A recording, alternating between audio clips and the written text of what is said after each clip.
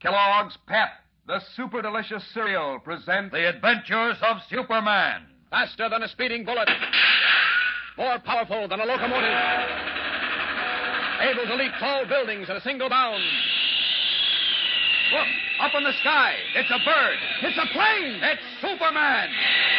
Yes, it's Superman. And today, as Clark Kent, he and Batman are searching the amusement park for Jimmy Olsen, Dick Grayson, and Lois Lane. The startling resemblance of Lois Lane to Dixie Lamar, who was wanted for murder, suggested to Dr. Bly, head man of a confidence ring, a plan whereby Lois would be forced to face the murder charge. Lured to Playland Amusement Park outside Metropolis, Lois disappeared under the eyes of Jim Olsen and Dick Grayson, in reality Batman's assistant Robin, while riding in a boat along the River of Horrors. Summoned separately by Jimmy and Robin, Kent and Batman arrived only to find that meanwhile the two boys had also disappeared. But they did spot Dr. Bly, still wearing the dark glasses and white wig in which he was masquerading as Mr. Hemingway, press agent for the amusement park. Kent and Batman gave chase as Bly ducked into the Hall of Mirrors, and as we join them now, they are virtually lost in the maze of mirrored corridors. Listen. We'll never get out of this labyrinth, Kent, let alone find anyone. Maybe we'd better turn back. Lose that bird with the white hair and dark glasses? He's our only clue. I know, but we seem to be going around in circles. Unless I'm crazy, we've passed that mirror 5 times. The one that makes you look skinny. It's not the same one. Well, it looks the same. Well, maybe they all look alike to me by now. I'm getting dizzy. Mirrors on the walls, mirrors on the ceiling, even mirrors on the floors. Why people pay admission to come in here, I'll never know. Look out, Kent. You're walking right into a mirror. No, it's an optical illusion. The corridor takes a turn here. Well, you've got better eyes than I have, I'll tell you that. That's one trouble. They're not good enough. What do you mean? Well, all these mirrors must be backed with lead in addition to a coating of mercury. I can't see through lead. Well, who can? Well, ordinarily, Yeah, I guess I'm not making much sense, am I? Well, I'm not surprised. This place is my head spinning like a top. Can't think, let alone make sense. We'll be out of it soon. Uh-oh, you better get behind me here. The corridor's narrow from here on. All right. I suggest we turn back and search the park for Jimmy and Dick. Why? After all, Ken, if we can locate the kids, we shouldn't have too much trouble finding out. Hey! Help! Batman! Where are you? Batman! He's gone. Disappeared. I heard something open and then close. But where? Can't see through these mirrors. Batman! Where are you? Batman! Answer me! Robbed of his X-ray vision by what's apparently lead coatings on the backs of the mirrors, Kent is helpless, even as Superman, to locate his suddenly vanished friend. Meanwhile, outside the gates of the amusement park, in a seemingly deserted frame house, the little man with the big ears, Dr. Bly's jitterbug assistant Happy, is guarding Lois Lane behind the locked door of a room. On a rickety table in one corner, a cheap phonograph is blaring out the rhythmic beats of a jazz pianist. Finally, Lois, pacing up and down the room, can't stand it any longer. The least you can do is to stop that phonograph. That banging piano is driving me crazy. You kidding? No, I'm not kidding. That boogie-woogie don't set you, chick. You ain't real. It'll send me all right out of my mind. Turn it off. Okay. Keep your suits about. That's better. The trouble with you is, you ain't got no depreciation for solid sending. I'll take Toscanini if you don't mind. Yeah? Who's he play with? What combo? Never mind. Look, music lover, what gives here? When am I going to get out of this fire trap? You got me, sugar. We're waiting for the big guy. And who is the big guy? You asked me that before, remember? And I told you nix. That still goes. Nix. I tell you, a mistake has been made. Truck on down, sister. There ain't no mistake. The big guy's cutting a mean groove this time. Both you and the big guy, whoever he is, are going to find yourselves in plenty of hot water. Do you ever hear of assault and battery? I heard of salt and pepper. Oh, very funny. Very funny. Ever hear of kidnapping? You mean putting a snatch on a lug? Crudely, yes. It's punishable by life imprisonment. So unless you want to spend the rest of your days behind bars, you'd better unlock that door and let me out of here. So pipe down. And don't tell him I was playing that jive box or you'll catch real trouble. Open up, Happy. Coming. What took you so long? I was just... Close the door and lock it. Read. So, you're Miss Lane. Delighted to meet you. I can't say the feeling is mutual. What's behind all this? Hours of careful planning. Happy. Yeah, boss? The door locked? Tied her in a trap drum. How come you was pumping so hard? 2 men spotted me coming out of the Hall of Mirrors. Quite a time getting away from them. Oh, yeah? You don't recognize me, do you, Miss Lane? I can't say I do. Perhaps if I replace this white wig and dark glasses.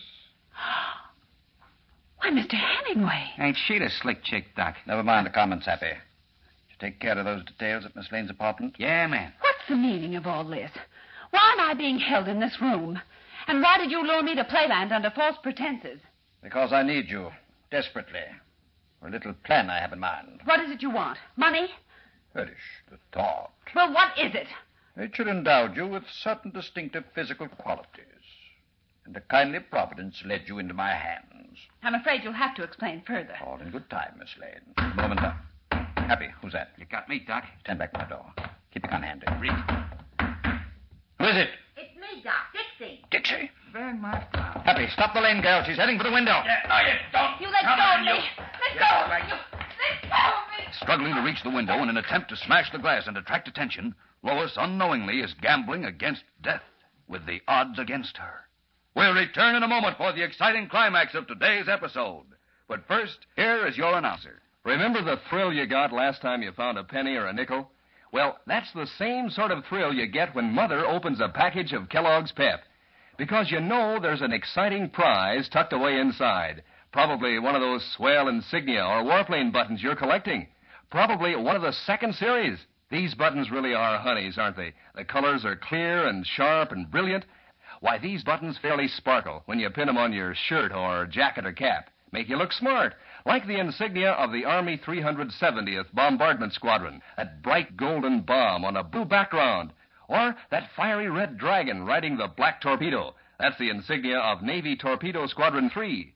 In fact, any one of these buttons is a mighty swell prize to find inside packages of that super delicious cereal, Kellogg's Pep. That's the only way you can get them, you know. You don't send in any money. No, sir, not even a box stop. But every time Mother opens a new package of Pep, you'll say they're mighty swell prizes from Pep, P-E-P, made by Kellogg's of Battle Creek. And now, back to the adventures of Superman. In a desperate bid to summon help, Lois attempted to reach and smash the window of the room in which she is being held captive by the wily Dr. Bly. But the attempt failed. Roughly handled by Bly's assistant, Happy, Lois is now unconscious, stretched out on a couch as Dr. Bly unlocks the door of the room to admit Lois's double, Dixie Lamar, the girl who was wanted for murder. Thought I told you to stay where you were. It got too hot in that phony lighthouse. What do you mean, too hot? Well, two guys and a cop came through the tunnel leading from the River of Horrors. I thought sure they were after me, so I beat it. You fool. I had the tunnel to the lighthouse blocked up. I heard him talking plain as day. The cop was Raleigh, the one that hangs around the park. They did go through the tunnel. They took the cutoff that opens out behind the Hall of Mirrors. Maybe. Anyways, I got cold feet, so I hightailed it over here. Nobody saw me, honest, Doc. Why do I allow myself to become mixed up with such imbeciles? Happy. Yeah, Doc? Get a glass of water. Drop this powder into it. Force the water down Miss Lane's throat. Reach. So that's the dame looks like me, huh? With more brains in her little finger than you have between your ears. Oh, yeah? She's gonna burn, ain't she? Does that take brains? Don't lead me into any deep discussions at this time, Dixie. Liable to say some things that might embarrass you. In any event, we haven't time for idle chatter. We have work to do. Important work. Just pour it down her throat, Doc? Yes, all of it. Hey, what's that for? Just a little potion to make certain she's dazed and confused when she awakens. Now, Dixie, Yeah? change clothes with her. Change clothes. You heard me. All your clothes. Incidentally, is that the dress you wore when you stupidly shot the Federal agent? Yeah. Good. Comb her hair the way you comb yours. How are you going to work this deal, Doc? Very simply, once we have Miss Lane dressed in Dixie's clothes, including a mink coat... My mink coat? Oh, no. I'm not giving that up. What would you prefer to give up, you little fool? Your mink coat or your life? Oh, Doc, please. Give a gal a break. I repeat, your coat or your life. Don't be a trip, Dixie. Okay. Let her have it. If this scheme works, Dixie, I'll buy you another. You heard that, Happy. Yeah, I'm writing it on ice. All right, let's get going now. Dixie, start switching clothes while Happy and I go into the next room to make a phone call. And don't dawdle. Don't what? Don't waste time. Oh. Come on, Happy. Shag it right along, Doc. One of these days I'm going to take some time off and teach you the King's English. You don't have to, Doc. I know he's English. Whoever said ignorance was bliss must have been thinking of you, Happy. Gee, thanks, Doc. And what's the lowdown? As soon as Dixie gets the girl dressed in her clothes, we're going to carry her out of here and sneak her into some dive in downtown Metropolis. That's where the police would have. How'd you gotta find her? I'll show you. Where you calling? Listen and you learn. I'm listening. Hello? Metropolis Police Department? Huh? I'd like to speak to Inspector Henderson. Yes, it's important. Just tell him a friend. Keep your ears open, Happy. I'm right on a beam. Hello? Inspector Henderson? You want a girl named Dixie Lamar for murder, don't you? But never mind who this is. Just listen. You'll find Dixie Lamar at the Red Devil Cafe on South Street. I said you'll find Dixie Lamar at the Red Devil Cafe on South Street. Forging the last link in a deadly chain of circumstantial evidence aimed at pinning a murder rap on Lois Lane, the diabolical Dr. Bly tells Inspector Henderson where the false Dixie Lamar can be found. Will Bly's daring plan hold water? Or can Lois free herself from the trap? And what about Batman, lost somewhere in the baffling Hall of Mirrors? And Jimmy and Dick Grayson. Yes, and Superman, at the moment helpless and confused. Gang, there's excitement and thrills in every minute from now on as Lois Lane literally battles for her life. So don't miss it.